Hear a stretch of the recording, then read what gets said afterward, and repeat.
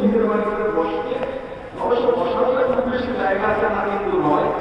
আপনারা জানেন গার্লসুনা বলে অংশ আদিবাসী বাবার ব্যাপারে চতুর্থ বর্ষে আমরা পানি আলহামদুলিল্লাহ আজকের এই মাহফিলে আমাদের মাহফিলটি তিনি উদ্যোগ করেছেন। মাহফিলের মাধ্যমে সারা বাংলাদেশে আলোড়ন সৃষ্টি করে বিষয়টি তার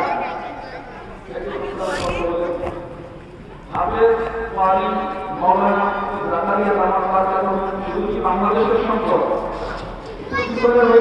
শুধু বাংলাদেশের সম্পদ, তার কণ্ঠের ধ্বনিতে দেশ পিছনে ফেলে লাল সবুজের পতাকাকে গোটা পৃথিবীর মানুষের কাছে তিনি পরিচয় করে দিয়েছেন।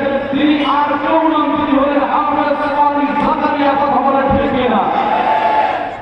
একবার আর দুইবার, সাতবার, কয়বার?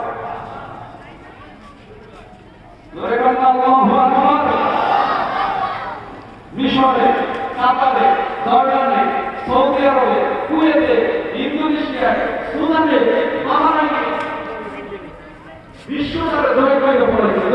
আল্লাহু আকবার। আজকে সেই মহারত্নকে আমরা আমাদের মাঝে দিয়েছি। আমাদের এই ছোট্ট আয়োজন সাহেবের কাছ থেকে আমরা ক্ষমা পেয়েছি। আমরা ব্যক্তিদের মানুষকে এই ধরনের আয়োজন, এই ধরনের সাজ, এই ধরনের মান এবং সম্মান দরকার আমাদের কারণ তারপর ব্যক্তিদের প্রোগ্রামে 2 বছর আগে শিখিয়ে দেওয়া লাগে। কথা ঠিক না? আর তাকে আমরা যার মাধ্যমে পেয়েছি আমাদের এই রাজস্থান পড়ার মাদ্রাসা শিক্ষা উপদেষ্টা আজকে মাহফিলের যিনি সভাপতিত্ব করছেন প্রতি বছরই আমাদের এনটিভি পর্যায়ে ওটা রমজান জুড়ে আপনারা বাংলাদেশের সর্ববৃহৎ ভেক্সিন কোরআন প্রতিযোগিতার সর্ববৃহৎ রিয়েলিটি শো এনটিভি পর্যায়ে আপনারা দেখেন পিএসটি কোরআনের আলো প্রতিবার সন্তানে ওটা আমরা থেকে আমাদেরকে ধরে তারা বিশ্বের মধ্যে পরিচয় করি। আলহামদুলিল্লাহ আজকে আমরা তাকেও পেয়েছি, আমরা এখানে অনেক অনেক খুশি। শুকরিয়া। আজকের মাহফিল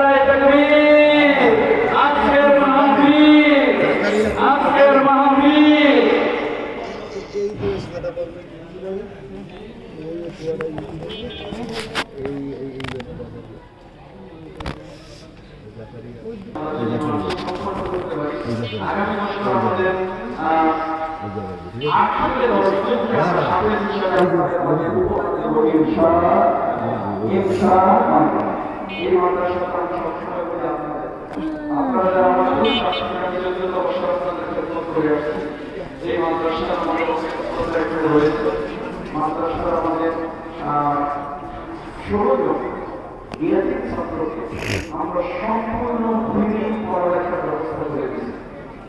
বলেন আলহামদুলিল্লাহ।